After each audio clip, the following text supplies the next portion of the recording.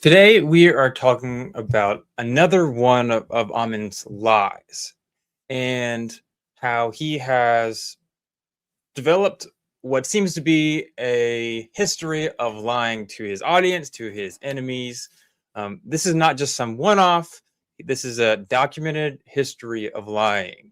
So, he lied about why he was fired. Oh, that's not right. Let's show here real quick. This is the best best enter you've ever seen in your life.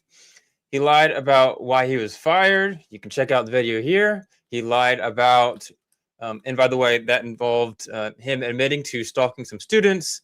There's a bunch of examples in court documents of him sexually harassing women and even a male student. He lied about some modern day Orphic church you can see right here.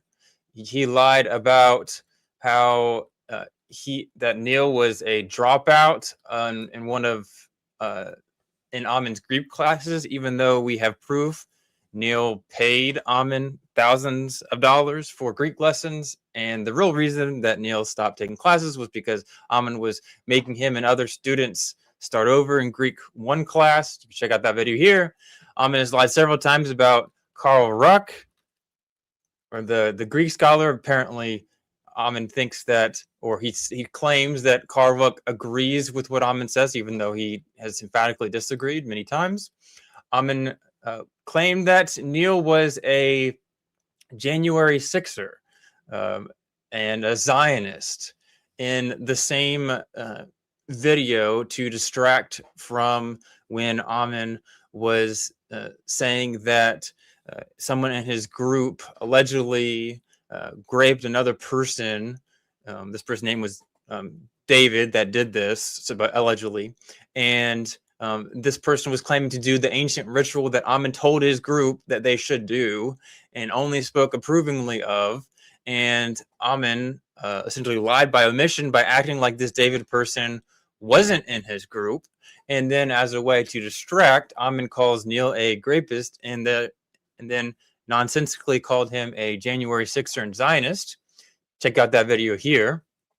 Not to mention, Ammon objectively provably lying about Greek claims about ancient sources like the ones about Galen that he coincidentally never shows people the ancient sources, and not even the top people in his group like Madalena or whoever else can even give the quotation, the sources for what Ammon claims, even though these people watch his videos all the time, obsessively, spend countless hours with him, whether it be on the phone or in these chats or in person. But yet these people who supposedly are his closest people can't even name the sources. And in this video, we're going to talk about him admitting, and he flat out admits to lying. And what he lies about is involving the mistreatment of horses. So that's pretty rough to hear about. Let's get into this. But before I do, I want to be clear. This is not about attacking him because I don't like him or something like that. I'm not getting paid. This video is not monetized. This is about the safety of his people in his group and the people that are trusting what he says, even though he's made all of these lies that you can check out in other videos, more details about. Ammon already admitted that someone in his group did very bad sexual things to another person based off of Ammon's claims about the Greek. This person did it and used Ammon's justification, one that this David person trusted what Ammon was saying, that what Ammon was saying was correct about history, and Ammon has a past of sexual harassment. He admitted to stalking. He's spending all this time with these people. Obviously, these people that are putting themselves at risk need to know that they are putting themselves at risk, that the person they're talking to is not always truthful. So yes, this is very important for the safety of them. This is not about making money or something like that. Because I know people are going to claim that in the chat because I'm getting paid by Zionism or something silly. Okay. So this is in a video that Ammon has on his own channel where he admits to lying. It's not just one claim of lying, though, actually. He lies several times in this video. So the first one I want to point out is Ammon was in Israel because he was doing something related to school and he was there for an archaeological dig. And Ammon, he claims to have been, well, we can just actually just watch it ourselves here. So let's do that.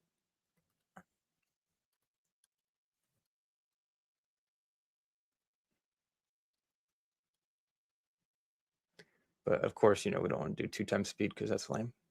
They can beat the Roman army, right? They can beat the Roman army. They can ride those things backwards. Anyway, there I was in the Jezreel Valley. Now I want to go to Megiddo. I want to show you because I want you to see the floor. Now we discovered We discovered my group, it was my group, right, that discovered. I was assigned to an area that was next to the floor, and then a group of us were assigned to the floor, and then a couple more on the other side. And so he was he is taking responsibility for being part of this group that that found this thing. He wants the clout of being someone who found this.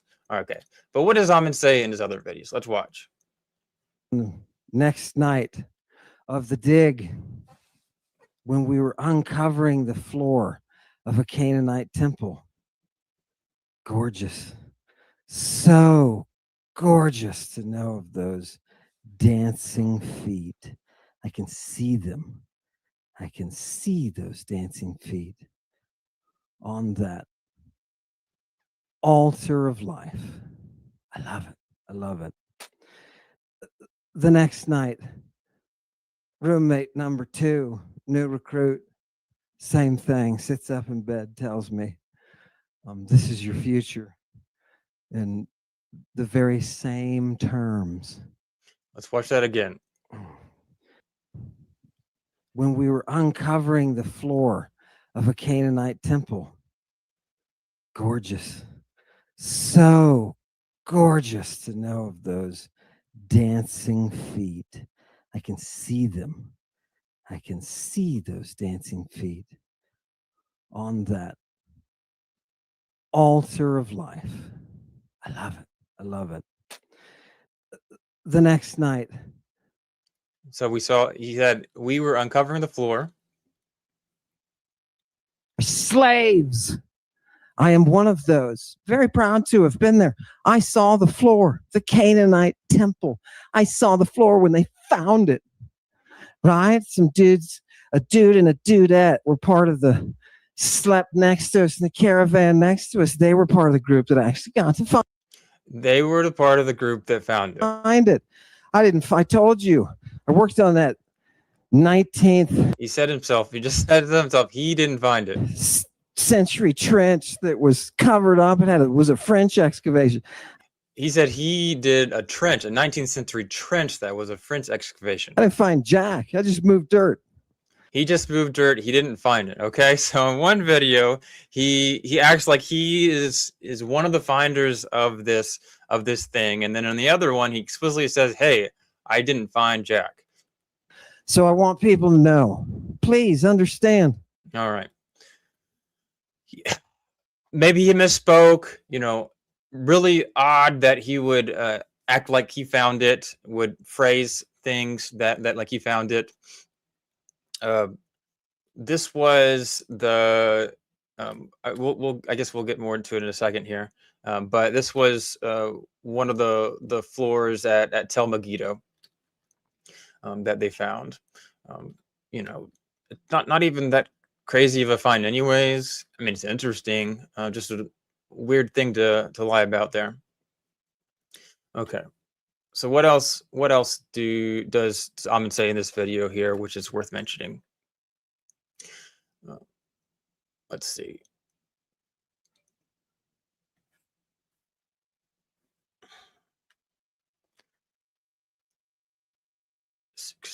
1855.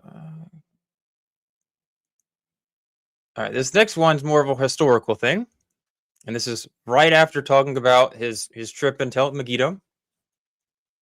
Immigrants from Crete, right? And they were people who were there were never called Jews until the Romans came along. Right? The province is Judea. Do you understand? Right? Right? Wearing a robe in the heat. All right, so he's talking about people in this Megiddo place, which is in Israel, and he's talking about that these people were never called Jews until the Romans came. Okay, when did the Romans come? Judea was a Roman province from 6 to 135 AD. All right, this is like first century AD, like around the time of Christ. So that's odd, very odd claim for Ammon to make. Why is he saying this? When he said, why is he saying that the Jews were never called Jews before that? That's a little weird. Well, that's of course related to his claims about the Septuagint and how the Septuagint was translated to Hebrew, even though all scholars disagree with him on that. And so what does he have to say? Okay, well, he has to like change how we see people in ancient times, what they were called. And oh yeah, and by the way, part of this whole dig there, somebody made a good point there. I wanted to put that in the comments. Where are we at? Whatever. I think it was somebody in the comments said that this Megiddo thing was not found, but managed by Israel Finkelstein. Yes, that's like, yeah, there it is. I found it. Ryan says, this is Israel Finkelstein's dig, technically, at Megiddo, who's the overseer, primary person who's been digging there for 16th season. So, yes, like why Ammon felt comfortable to essentially claim that he helped find it is a weird question. But hey, maybe he misspoke. Okay, I guess it's possible. Maybe he did. But no. So what about this whole Jews claim? Okay, like, is it true that nobody was called a Jew before the Romans took over? Well, let's actually look at what people mean by Jews. Okay, this is a bunch of references in the Hebrew Bible. Now you might think, oh, it was translated after the Greek. That's cool. Doesn't matter for this. You can take that wild claim, but doesn't matter for this. So what is a Jew? Jew is basically related to this Hebrew word Yehuda or Yehudi or Yehude. You can find it all throughout the Hebrew Bible. There's all kinds of references to it. This is Ezra. This is you have Daniel. Daniel's a pretty late text, but that's not a big deal there. Because that's still, pretty much everybody would say that is still before the Roman province in the first century. You also have other ones. This is Yahudim,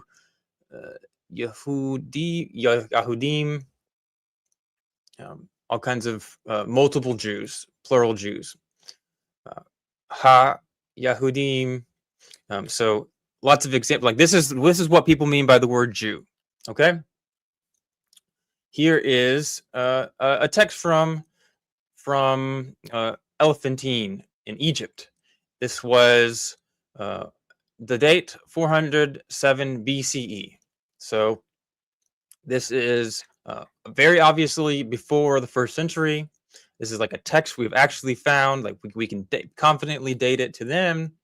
And look what we have here. This is Aramaic, I believe. Yep, Aramaic.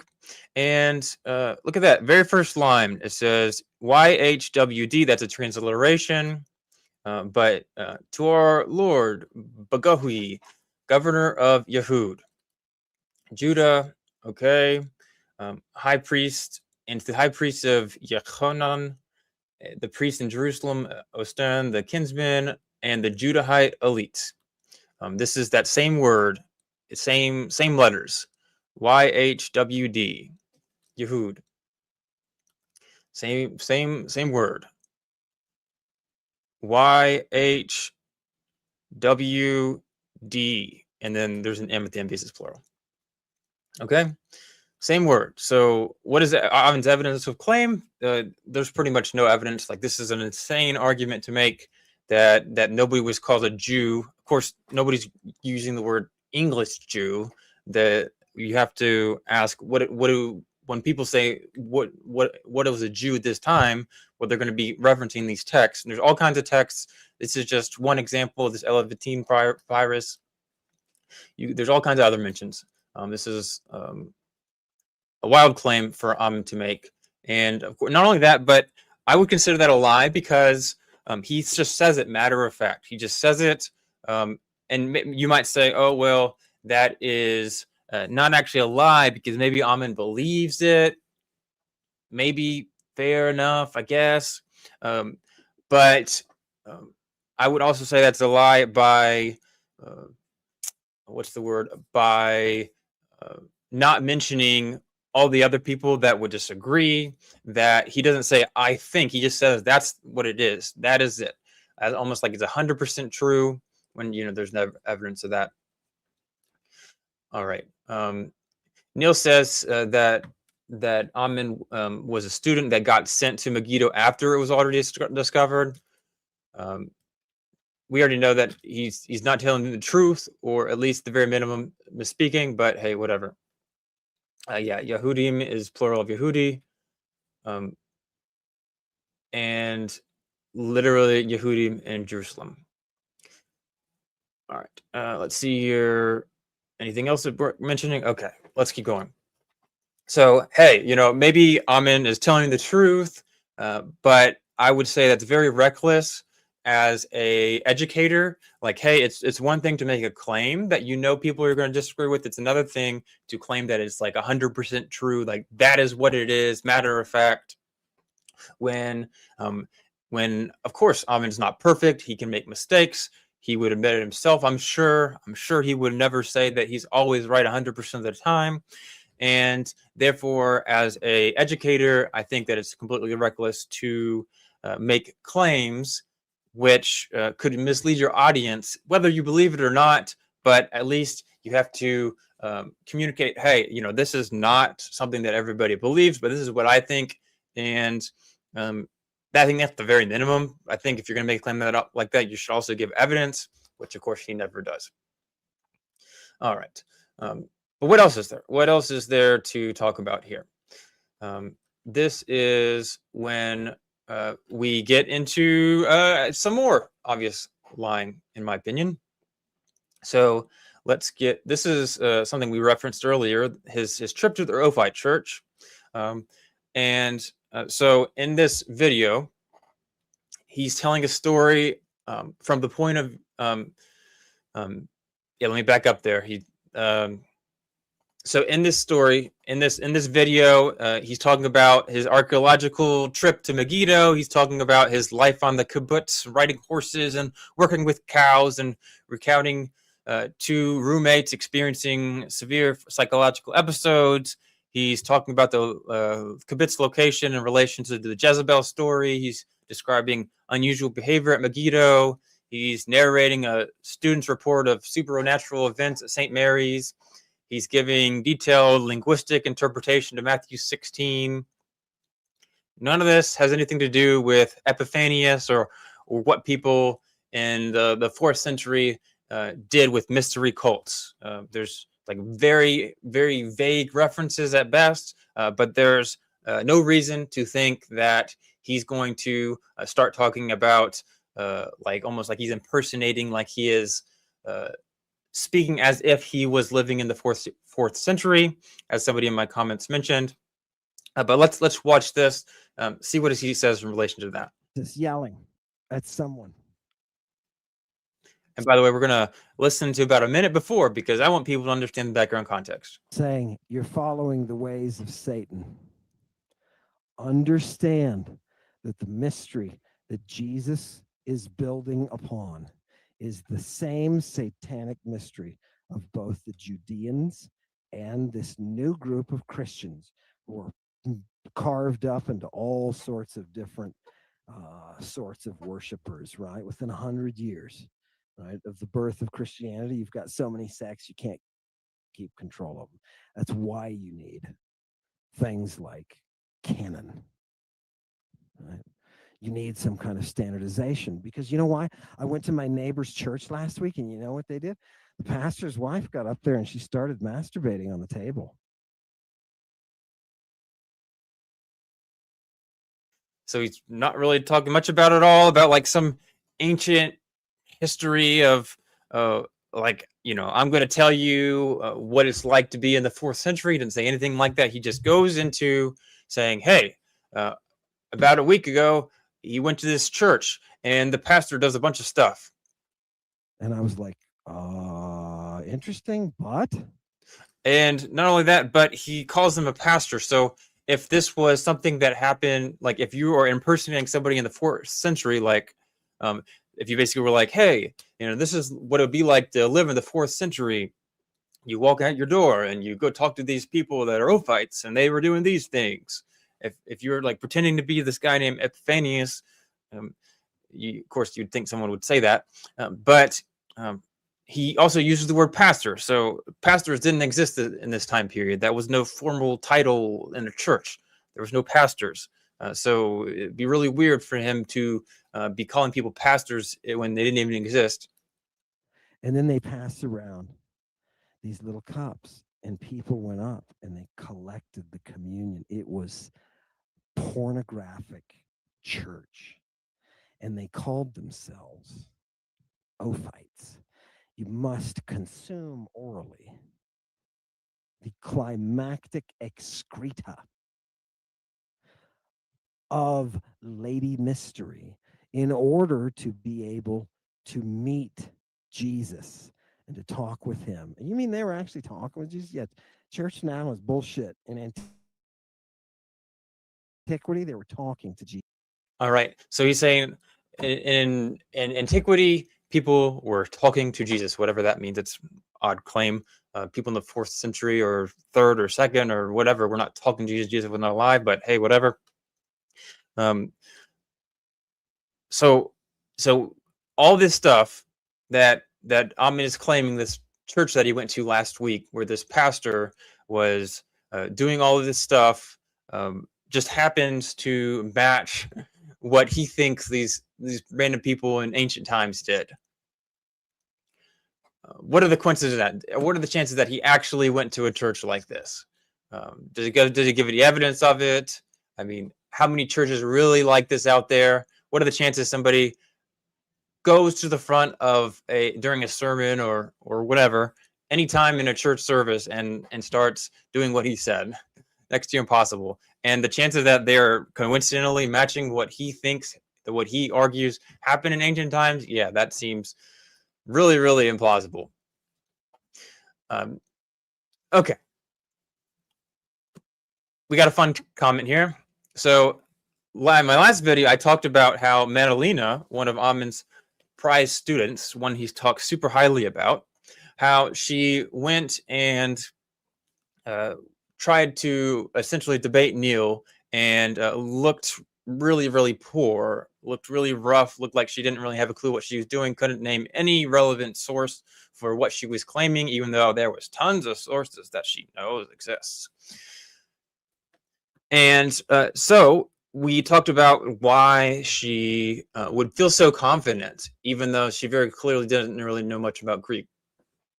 And I showed how in these lessons, these Greek lessons, how even though she looked, Ammon took her through the whole Greek book, even at the very end, she was like saying like she didn't know what a rough breathing mark was, and she was really having a really difficult time with pronunciation and all this other stuff, and that Ammon was basically speaking really highly of her to essentially make her feel good, make her feel comfortable, which is fine, except that it also seemed to give her a big ego. So this person says, I double dare you to scrutinize Neil's 1 to 4 videos in the same way you did Madalena on Unit 18. Neil has under 2 teachers, and still he must be coached constantly. You think it's easier at Unit 18? So I wouldn't be able to scrutinize Neil because Neil never claimed to be some big spokesperson or some type of expert in any way, or Neil never claimed to break any record for learning Greek at a certain amount of time period. Neil never claimed to have a bunch of sources that verifies what Ammon said. Like, sure, I could watch some videos of Neil may or may not be having a difficult time interpreting a word or not understanding a Greek phrase, but Neil himself never claims to be an expert. So I'm a little confused here why I would do that. Like, what would be the point? Should I just do a video talking about Neil's knowledge of Greek? I mean, I guess that could possibly be helpful. I could also show points where he very clearly knows Greek, at least at above a beginner level. I mean, there's all kinds of videos of him doing that, even in the conversation with Madalena. So maybe, if you can give me a good reason to think so, then I'd love to. I love to do it if it would be beneficial, but you got to give me a good reason to be beneficial. Obviously, the Madalena's situation doesn't apply to Neil. All right. So let's go on to what everybody came here. Let's talk about horses, because people love horses, right? This is in the context of Ammon talking about when he was at Megiddo. He's telling a little bit about the background of what he was doing while at Megiddo. Go down there and get yourself a nice lunch. You just get in a little car here. I was right here on the kibbutz. Every morning when I got up at 4 a.m. to go to work, I looked off over Nazareth, right off into Nazareth. It's gorgeous, baby.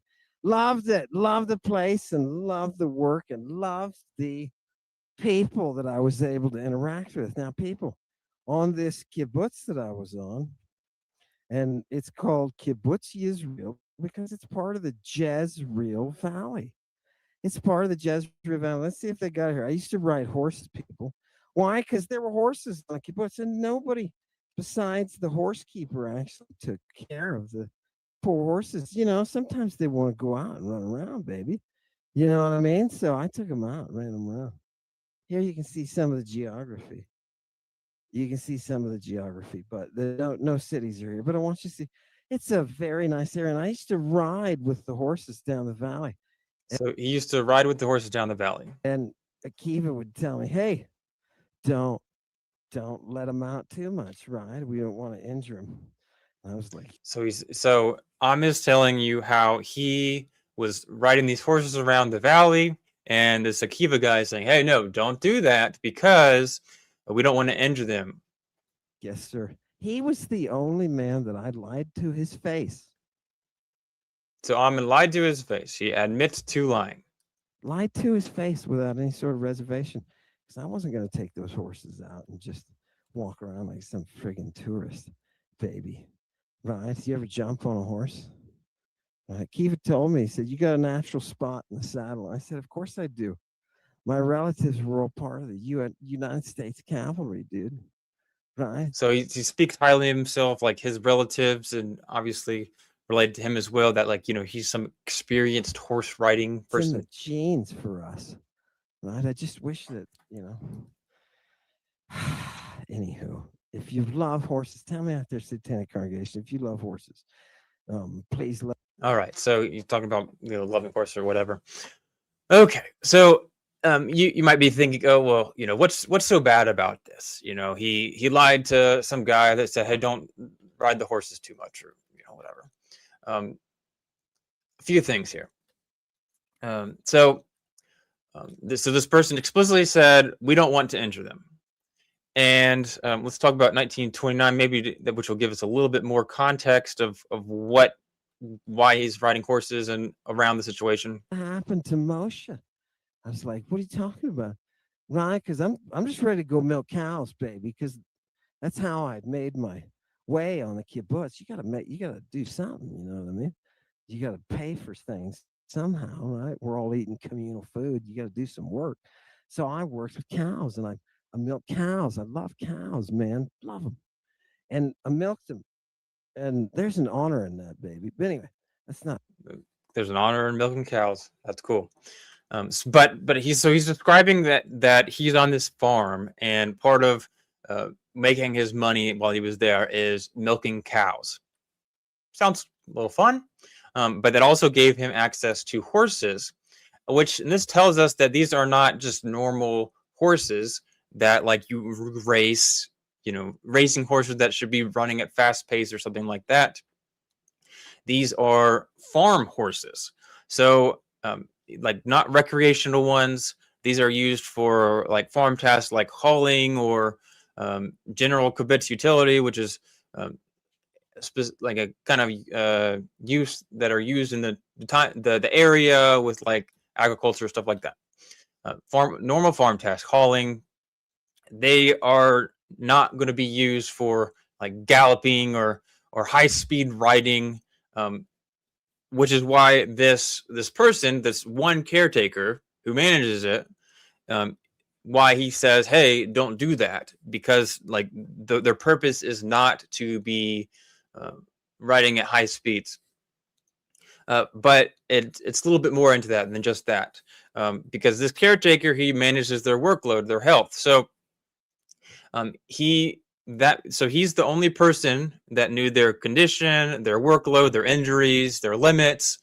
He was the one who was managing it. Ammon himself that this person and this caretaker, Akuda or whatever his name is the person that manages it, and the only one who takes care of the horses. But it also means that Ammon is not being tasked with taking care of them, training, or being responsible for these horses. So Ammon doesn't know the state of these horses. And importantly, we'll watch it one more time there.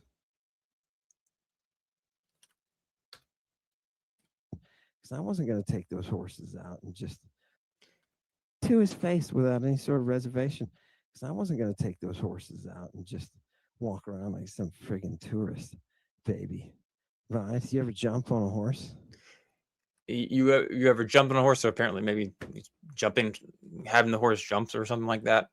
But he's not just riding like a normal tourist. Like he's going to be going fast. Like you'd expect, people in the movies to ride horses.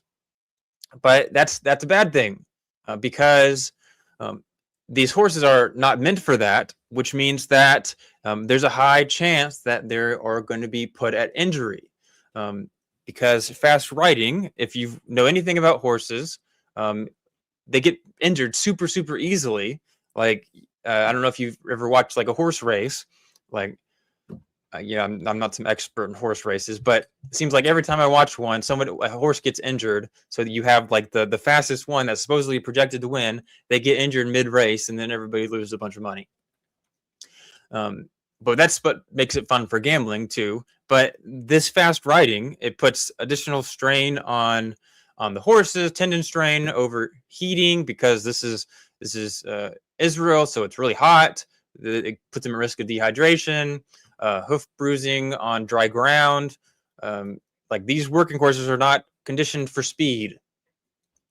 So yeah. A lot could be said there. Like very reckless to take a horse that should not be used for speed and then directly go against what someone who knows more than Ammon would be telling you to do.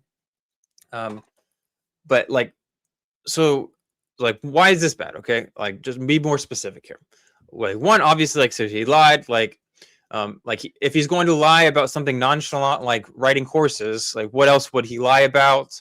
I mean, we already know that he's lied about all kinds of other things. Seems like we have good reason to think just in this video alone, 3 or 4 things. Not to mention the other things that he's lied about that we have in other videos. I mean, the question, of course, is how many lies do you need before you see someone as untrustworthy?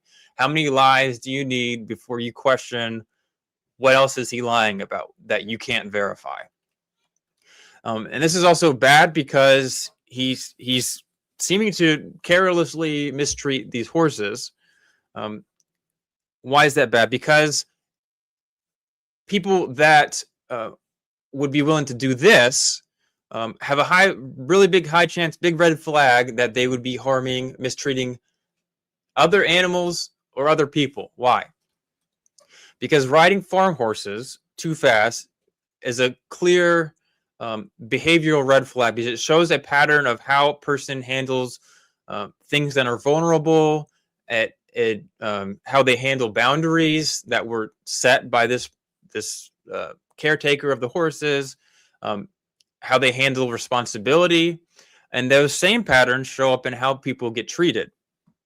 So these horses, they're in a very vulnerable situation. They don't have any control. They're at a large risk of getting injured. This is like forcing someone to run full speed when they don't ever run it. So I play soccer with other people my age, and some older, some younger. And each week we'll go out and play some soccer in the little league we have. And people get injured all the time. Why? Because you got all these old people that only run around for a couple months of the year, once a week. And once a week is not even enough in general.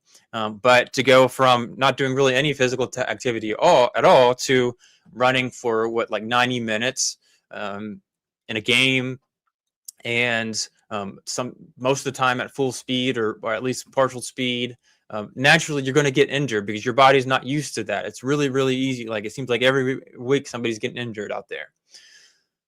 And Ammon is forcing these horses to do that because these farm horses are not being ran like normally. Like farm horses they're not going to be sprinting because a farm person is going to be trying to take care of them because horses are pretty expensive and they don't want their horses to be injured.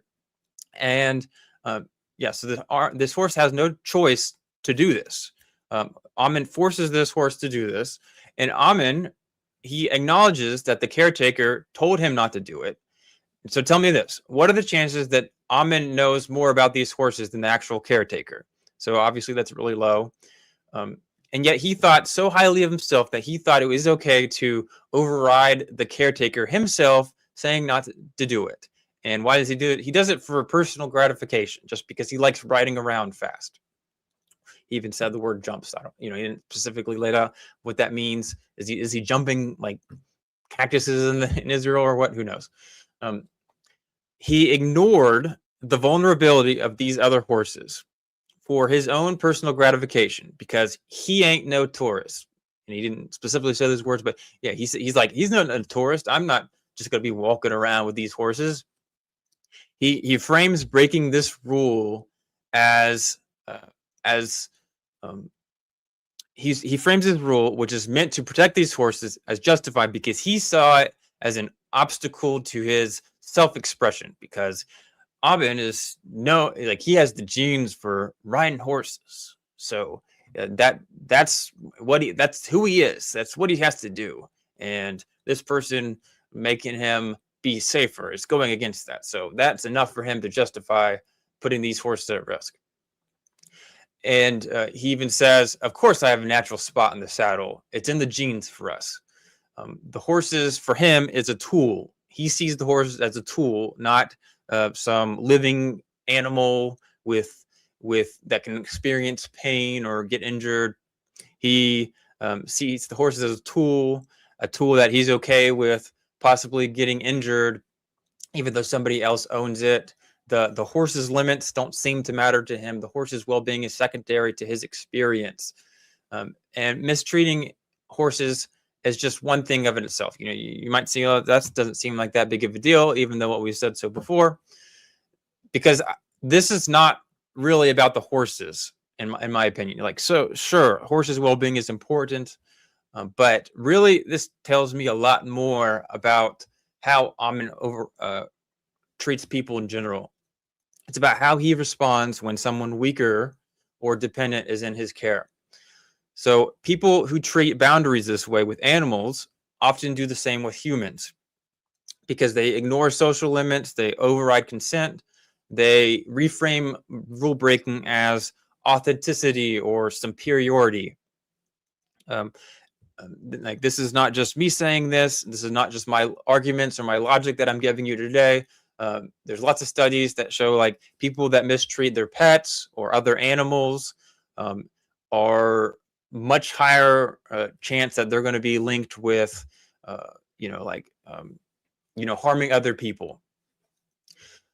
So once again, this shows that he prioritizes stimulation over safety. He is okay with using another living being as a vehicle for his personal gratification. He is the leader of his group. And this is where it gets really important. He's the leader of his group. People basically worship him. All kinds of examples of this. They think extremely highly of them. They see of him as some kind of prophet, as some person that they need to follow for their source of happiness and purpose in life. Let's be real here. You don't think he's going to be a situation where someone else is vulnerable and Ammon might want some personal gratification? There's all kinds of ways this can happen. Ammon's group is full of lonely, isolated people. They don't have a lot of friends. People recovering from abuse. There's all kinds of examples of this. All kinds of people that do or did drugs. People that have been severely traumatized, really difficult life, childhood, people seeking spiritual meaning, a bunch of mentally unstable people. It doesn't mean everybody's like that, but a ton of people are like that. This means that people are going to be extremely vulnerable, and especially to someone like Ammon. This is like stereotypical how cult leaders are able to manipulate people and get what they want. All the examples of cult leaders in the past being able to just have sex with their cult members whenever they want, for this very situation, because there's vulnerable people, and if you disregard their well-being, then you could do whatever you want. And not only that, but we know Ammon is okay with disregarding the safety of other people when it benefits him, because we've seen him do this. He has encouraged people to physically harm people like Neil, for a situation Neil has absolutely no relevance to. In that video that we saw in the other videos that we did, we saw that Ammon encouraged physical harm to Neil and other people, like related to that whole David situation. In a video where Neil did not go to any rock bands. He was not even close in a physical vicinity. He had absolutely nothing to do with this person, David, taking advantage of somebody else. And yet, Ammon encourages Neil to be physically harmed in that video. Not only that, but Ammon's lied about what Carl Ruck has said. Because Carl Ruck says that, Ammon says that Carl Ruck agrees with what Ammon is saying. He uses it as a way to get clout. But, I'm not the only one saying this. But that puts Carl Ruck's reputation at risk, because if Ruck's employers or people that want to do scholarly stuff with Carl Ruck hear that Ammon is saying this, and Ammon's making some like wild radical views that Carl Ruck doesn't even admit to, Carl Ruck has explicitly gone against and said, hey, no, that's ridiculous, then that's going to make Carl Ruck look bad, because he's being associated with these crazy views. Ammon promotes views that there's a high chance people today will use to justify child endangerment. And it's a really interesting coincidence that there's all kinds of people in the group that have histories of mistreatment of children. Should I keep going? There's lots of other ways that we know Ammon has disregarded the safety of others. So we already know Ammon has spent thousands of dollars. Not Ammon, but other people have spent thousands of dollars for his Greek lessons. All he has to do is say, the muse told me we should have sex, and his followers would be okay with it. Like, that is not out of the question. That would not crazy at all. We've seen it happen with tons of other cult leaders. There seems to be good reason to think that Ammon's people in his group would be willing to follow. They're super vulnerable. They would be listening to Ammon, whatever he says. If the muse says it, then I think we should do it, cult member or I shouldn't say cult member, group member, person you're following Ammon. If the muse says it, then he could just claim the muse says it, and then what are the chances somebody's going to follow that? Pretty high. And this is the exact situation where cult leaders who are, yeah, we'll actually ignore that. I mistyped that part. Okay. What do you think about this? Do you see this as a problem? Am I out of nowhere here? Am I making stuff up? Am I misreading him? I think this is very concerning. You might say, hey, all his translations are great. Cool. That's if they find they give you meaning and purpose, and make you happier in life, that's great. But I also care about your well-being. I care about your safety and other people's safety. You might not be putting yourself in harm, but other people could be. And so this is certainly worth mentioning too. You can go to Ammon's concerts. It doesn't mean that you should put yourself in a harmful position where you could be vulnerable, because you don't want to be physically harmed. You want to make sure that you're safe and responsible. So please take care. Please be aware of all these different instances where Ammon seems to have lied. And this one, he admitted to lying. Okay. You can't simply just trust what he says. You cannot blindly trust what he says. So be careful out there.